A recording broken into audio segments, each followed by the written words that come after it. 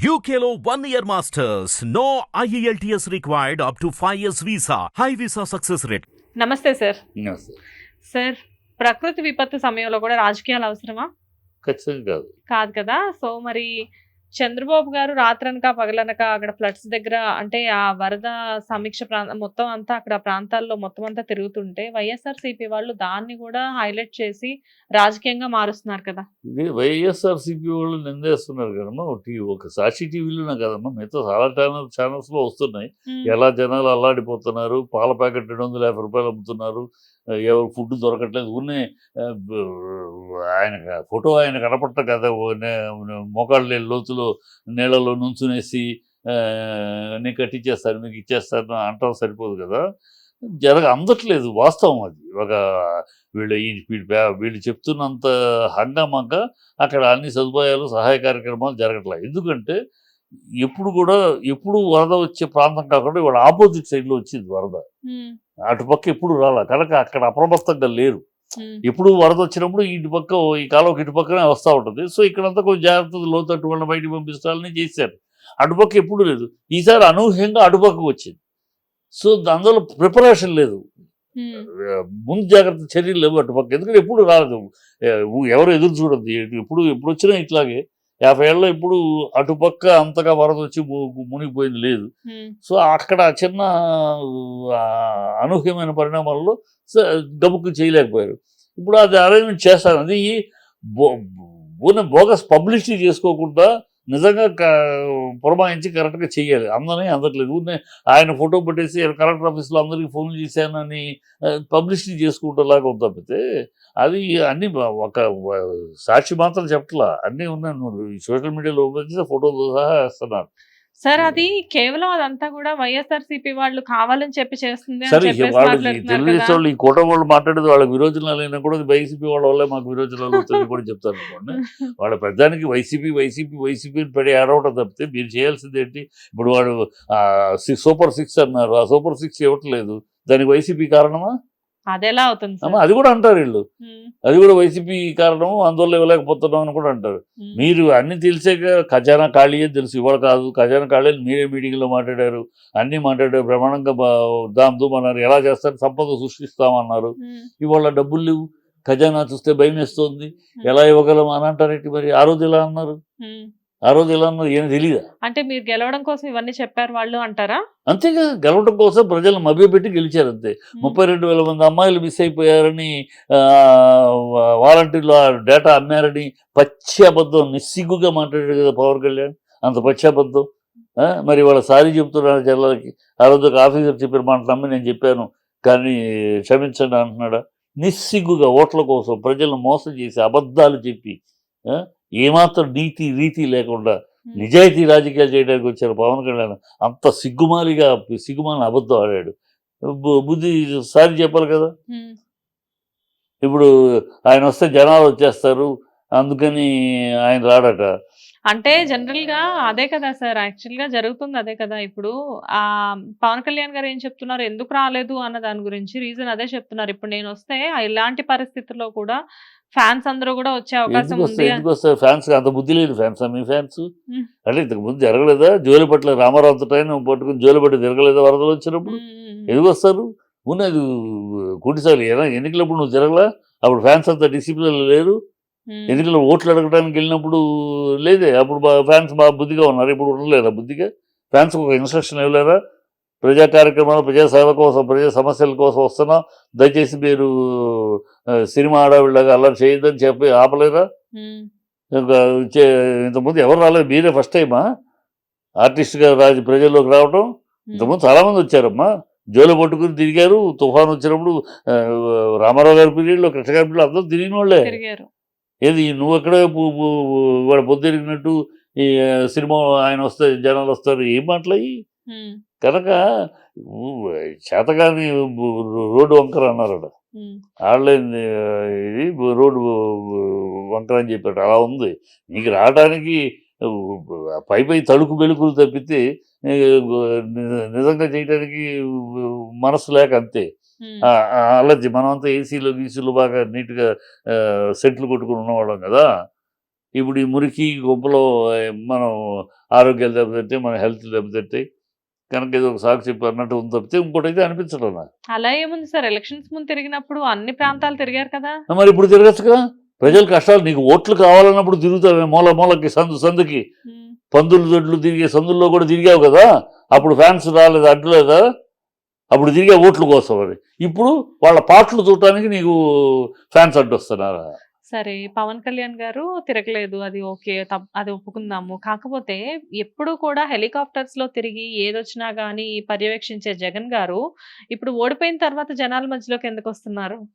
ఇప్పుడు ఆయన హెలికాప్టర్లు ఎప్పుడు తిరిగాడు, హెలికాప్టర్లు ఎందుకు తిరిగాడు? ఎందుకు తిరిగారు సార్? సర్వే కోసం తిరిగాడు. ఆయన వరదలు వచ్చినప్పుడు హెలికాప్టర్లో తిరిగాడు. సర్వే అప్పుడైనా తిరిగారు కదా సార్. సర్వే ఎప్పుడు చంద్రబాబు తిరగలా, విజయవాడ నుంచి హైదరాబాద్ రావడానికి ఫ్లైట్ వేసి రావట్లా. ఉమ్. కొత్త వీళ్ళు తిరిగితేనేమో అవసరం ప్రభుత్వ ఉద్యోగ కర్తవ్యం కింద తిరుగుతున్నామా, డ్యూటీల కింద. ఈ చంద్రబాబు హైదరాబాద్ నుంచి విజయవాడ నుంచి హైదరాబాద్కి సపరేట్ ఫ్లైట్ వేసుకొచ్చి చంద్రబాబు చూసాం. ఈయన ఇంకా సర్వే మీద తిరిగితే ఉంది. ఇప్పుడు ప్రజల్లోకి రాక అపోజిషన్ ఉన్నాడు, ప్రజల తరపు అంటే ఓడిపోతే ఇంట్లో కూర్చోవాలా? అలా అని కాదు సార్. మరి ఇప్పుడు దీన్ని జనాలు ఎలా అర్థం చేసుకుంటున్నారంటే, మొన్నటి వరకు జనాల్లోకి పెద్దగా రాలేదు, ఇప్పుడు ఓడిపోయారు కాబట్టి జనాలకు దగ్గర అయ్యే ప్రయత్నం ఏమన్నా చేస్తున్నారా అని చెప్పి. జనాలకు ఇప్పుడు దగ్గరలో ఉన్నాడు, జనాల దగ్గర అయితే 40% ఓట్లు రావు. 40% ఓట్లు అంటే 5 కోట్ల ఆంధ్రులు 2 కోట్ల ఆంధ్రులు ఓట్లు పడ్డట్టు లెక్క. ఈ సింపుల్ లాజిక్, సింపుల్ మ్యాథమెటిక్స్. ఇది 40% ఓట్లు పడ్డాయి అంటే 5 కోట్లలో 2 కోట్లు వీళ్ళకి పడ్డాయి, 3 కోట్లు వాళ్ళకి పడ్డాయి. ఈ 2 కోట్ల మంది ఓట్లు వేసారంటే జనాలకు దూరంగా ఉంటే పడదు కదమ్మా. ఓట్లు పడి ఏదో లెక్కలో ఏదో క్యాలిక్యులేషన్లో సీట్లు తగ్గినాయి, ఓట్లు 40% ఓట్లు పడ్డాయి. మేము చెప్పడం ఈ వైఎస్ఆర్సీపీ వీళ్ళే కూటమే చెప్తుంది 40% ఓట్లు పడ్డాయి కానీ సీట్లు 11 కదా అని మాట్లాడతారు. 40% ఓట్లు మామూలు అన్న 2 కోట్ల మంది ప్రజలకు దూరంగా ఉంటారు. 2 కోట్ల మంది వేస్తారా? కాదు కదా. అది ఏదో మాట్లాడటానికి మాట్లాడదు కానీ ప్రజలకు దూరంగా అప్పుడు లేడు, ఇప్పుడు లేడు. కాకపోతే ఇప్పుడు టైం ఉంది కనుక అప్పుడు సీఎంగా ఉన్నప్పుడు పనులు ఉంటాయి చేసుకోవాలి. తన ఒక్కడే 40 ఏళ్ళ అనుభవం కాదు నీకు, మళ్ళీ 14 ఏళ్ళు సీఎం కాదు నీకు, మళ్ళీ అతను అప్పుడే ఫస్ట్ టైం సీఎం. మధ్యలో రాగానే ఇది వచ్చింది, కోవిడ్ వచ్చింది. సో ఆ సమస్య నుంచి కొత్తగా ప్రజలు ఆశీర్వదించి కూర్చోబెట్టారు. పనిచేస్తూ అనుభవం తెచ్చుకుంటూ పనిచేస్తూ పోతున్నారు. సార్ బిఫోర్ తో అంటే ఇక్కడ తెలంగాణతో కంపేర్ చేస్తే జీడిపి వైజ్ గా కూడా ఏం తగ్గినట్లేదు కదా. ఏం తగ్గల జీడిపి వైజ్ తగ్గల. ఈజ్ ఆఫ్ గవర్నెన్స్ పైనే ఉంది తెలంగాణ కన్నా. సో అది ప్రజలకి ఏమి జీడిపి ఏంటి ఏం అర్థం కాదు వాళ్ళకి. ఎకనామిక్స్ అర్థం కాక వీళ్ళు ఒకే కూటమికి ఏంటి 4 ఛానల్స్, 4 పేపర్లు, ఒక అబద్ధాన్ని ఈ 4+4 8 మంది వాయించేస్తారు పొద్దున సాయంకాలం దాకా ఒక అబద్ధాన్ని. ఆ అబద్ధాన్ని వినేవాడికి ఏంటి ఏమో ఒక నిజం కావచ్చేమో అయి ఉండదు, లేకపోతే ఇంతకైనా చెప్తారు. అబద్ధం యొక్క కెపాసిటీ దానికి ఉన్న అదేది అబద్ధం అంత పవర్ఫుల్. అబద్ధాన్ని కనుక పాపులర్ నిజం నమ్మేసే ప్రజలు నమ్ముతారు, అదే చేస్తున్నారు. 2006 హామీలు ఇచ్చే ముందు ఏమన్నారు, అసలు ఇది శ్రీలంక అయిపోద్ది హామీ ఈ సంక్షేమ పథకాలతో అన్నారు. మరి 6 హామీలు ఇస్తే అయిపోతాయా? వాళ్ళు 67 కోట్లు, ఆయన 67,000 కోట్లు ఆయన ఇచ్చింది జగన్. మరి మీరు ఇస్తుంది 1,70,000 కోట్లు చెప్తారు లెక్క. మీరు 67,000 కోట్లు ఇస్తేనే ఇదైపోతే మీరు 1,70,000 కోట్లు ఇస్తే ఇంకేమైపోద్ది? విజయనగరం ఇదే శ్రీలంక ఇంకా దారుణం ఏమవుద్ది? న్యూయార్క్ అయిపోద్దా మీరు ఇస్తే? అంటే మీరు చేస్తే సంసారం, ఇంకోళ్ళు చేస్తే వ్యభిచారమా అని అందరం గొడవ అడిగాం. అలాంటి వాళ్ళు అడిగాం, ఎట్లా ఇస్తావు నువ్వు, ఆర్థిక పరిస్థితి ఎక్కడది? మేము సంపద సృష్టిస్తామన్నాడు. ఏం తమ్ముళ్ళు సంపద సృష్టిస్తాం మనకు చేతనున్నా కాదా అని అంటాం. ఏమి సంపద సృష్టించావు 9 ఏళ్లలో, ఈ 3 నెలల్లో 7,000 కోట్లు బ్యాంకు సెక్యూరిటీ గవర్నమెంట్ సెక్యూరిటీస్ తాకట్టు పెట్టి 7,000 కోట్లు అప్పు తెచ్చారు. ఇంకో 10,000 కోట్లకి పోర్టులు తాకట్టు పెట్టి బిడ్డింగ్ వేసావు, టెండర్ పెట్టావు, ఇంకో 10,000 కోట్లు. ఈ 17,000 కోట్లు అప్పు తేవడం సంపద సృష్టిమా? ఇదే అప్పు జగన్ తెచ్చినప్పుడేమో అప్పులు పాలు చేసేస్తున్నారు, రాష్ట్రాన్ని రుణగ్రస్తులు చేసేస్తున్నారు, ఖజానా ఖాళీ చేయిపోయిందే అనమాట. ఇప్పుడు నువ్వు అప్పు 17 కోట్లు నువ్వు అప్పు చేస్తే నిన్నేమనాలి? ఇది ఎట్లా ఉందంటే, మేము చేస్తే సంసారం, ఇతరులు చేస్తే వ్యభిచారం అంటూ దారుణంగా పేపర్లు ఉన్నాయి, మీడియా ఉంది, వాయించుకునేస్తున్నారు. అయితే వైఎస్ఆర్సీపీ వాళ్ళు కావాలని ఏ రాజకీయం చేయట్లేదు, పూర్తిగా జరిగిందే అక్కడ కనబడుతుంది. వాళ్ళు ఒకటే అదే చెప్తున్నా, వీళ్ళకి ఎలా ఊరంతా మాట్లాడుతుంది, ఊరంతా కోడైకి వస్తుంది వినపట్ల. ఇక్కడ వైఎస్ఆర్ రాజశేఖర రెడ్డి వాళ్ళ వైఎస్ఆర్ ఛానల్, సాక్షి ఛానల్లో మాట్లాడేది మాత్రం వినపడుతుంది. ఎందుకంటే వీళ్ళకి ఆ యాంగిల్ ఎంతసేపు, ఇప్పటికీ ఎన్నికలు అయిపోయింది, అబద్ధాలు ఆడడం ఏం ఆడా గెలిచారు, మిమ్మల్ని గెలిపించారు, ఇంకా మీ ప్రజల పతనం చేరొచ్చు కదా. ఇంకా చక్కబోజేలాగా జగన్ జగన్ జగన్ జగన్, నాకు దగ్గొస్తే జగన్, విరోచనాలు అయితే జగన్, కడుపు నొప్పి వస్తే జగన్ అని జగన్ జపం ఎందుకని? ప్రజలు మిమ్మల్ని గెలిపించారు జగన్ వద్దని.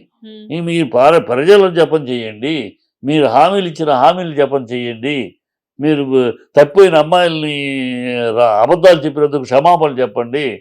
అది ఆల్రెడీ జరిగింది కదా సార్. ఎక్కడ క్షమాపణలు చెప్పారు? చెప్పలేదా సార్? చెప్పలేదు. అదే అందుకని నేను అడుగుతున్నా, ఎప్పటికప్పుడు ప్రతి డిబేట్లో అడుగుతున్నా.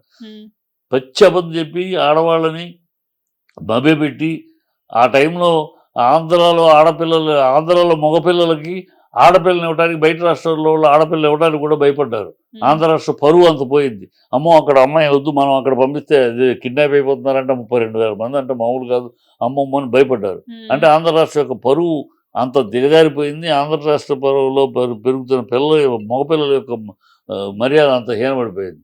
ఇంతటి దారుణమైన అబద్ధాలను చెప్పి, అది అబద్ధమని నిండు లోక్సభలో తేల్చిన తర్వాత ఇప్పటికైనా బుద్ధి జ్ఞానం ఉన్నవాడు ఎవడైనా నీతిగా, రీతిగా, నిజాయితీగా రాజకీయాలు చేస్తాను అని మాట్లాడేవాడు ఎవడైనా, ఆ బుద్ధి జ్ఞానం ఉంటే ఇమ్మీడియట్గా తప్పు అయిపోయింది, నేను ఒక ఆఫీసర్ మాటను నమ్మి చెప్పాను, క్షమించాలి, నేను తప్పు మాట్లాడాను, నేను నీతిగా రాజకీయాలు చేస్తాను వచ్చిన ఇంత పచ్చబద్ధం ఆడటం నాకు సిగ్గుచేటుగా ఉంది అని చెంపలు వేసుకుని, వీలైతే తన చెప్పులతో తను కొట్టుకుని క్షమాపణ చెబితే గౌరవంగా ఉంటుంది. హిట్ టీవీ యాప్ ని డౌన్లోడ్ చేసుకోండి. ఇందులో short news, live news, entertainment movies అన్ని అవైలబుల్ గా ఉన్నాయి. Please download hit TV app. Hit TV app. Hit TV app ని ఫ్రీగా డౌన్లోడ్ చేసుకోండి.